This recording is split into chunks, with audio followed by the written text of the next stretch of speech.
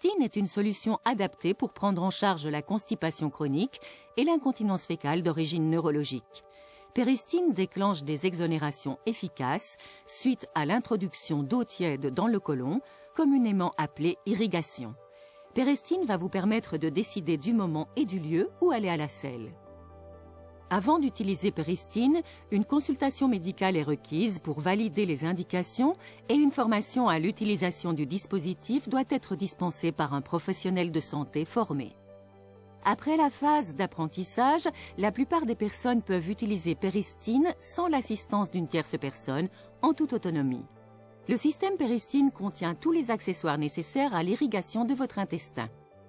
Une poche à eau avec couvercle amovible, une unité de contrôle avec une pompe pour assurer le gonflage du ballonnet et l'instillation de l'eau et des sondes rectales.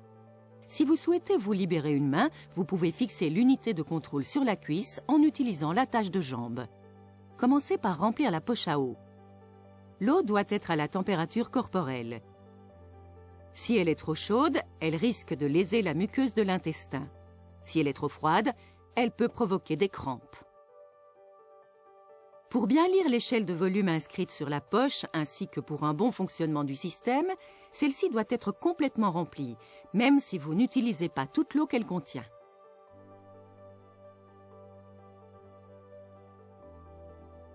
Assurez-vous d'avoir fermé le couvercle correctement.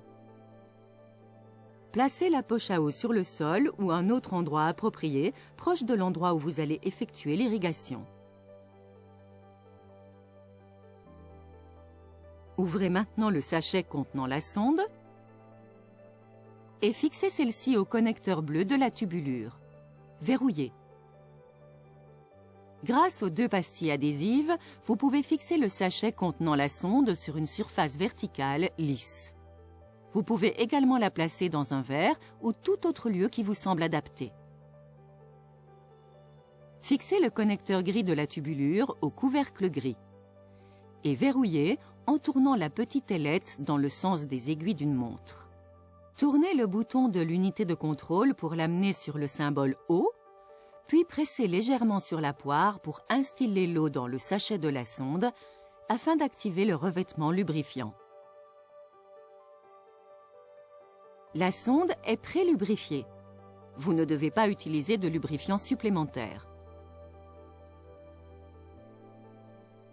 Tournez le bouton de l'unité de contrôle pour l'amener sur le symbole ballonnet afin d'arrêter le flux d'eau.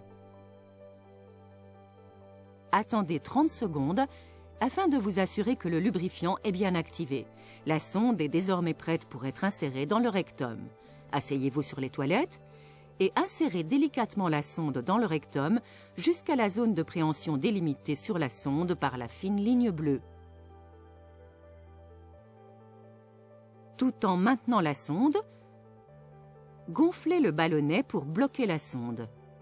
Le médecin ou l'infirmière vous aideront à déterminer le nombre de pressions à effectuer sur la poire dont vous avez besoin. Maintenant, tournez le bouton de l'unité de contrôle sur le symbole eau et pompez lentement pour instiller l'eau dans votre côlon.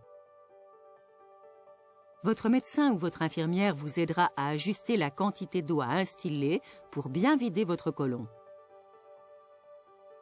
Nous recommandons d'appliquer une pression par seconde pour éviter toute gêne. Si nécessaire, vous pouvez arrêter l'eau à tout moment en tournant le bouton de l'unité de contrôle vers le symbole ballonnet.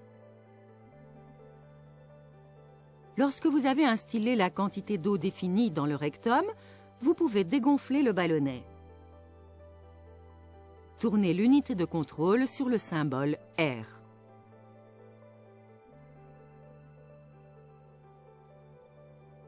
La sonde se retire souvent d'elle-même. Si ce n'est pas le cas, tirez doucement sur la sonde.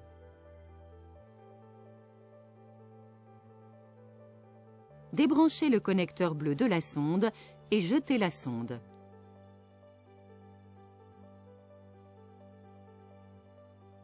L'eau provoque un mouvement péristaltique intestinal et pousse les matières fécales vers le rectum. L'eau et les selles seront rapidement expulsées. Si rien ne se passe, il peut être utile de masser légèrement le ventre dans le sens des aiguilles d'une montre, de tousser ou de bouger la partie supérieure du corps.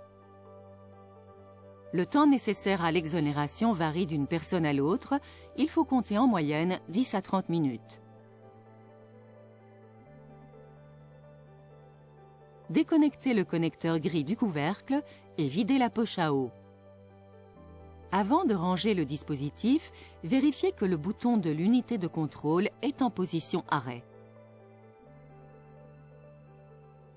Terminez la procédure en vous lavant bien les mains.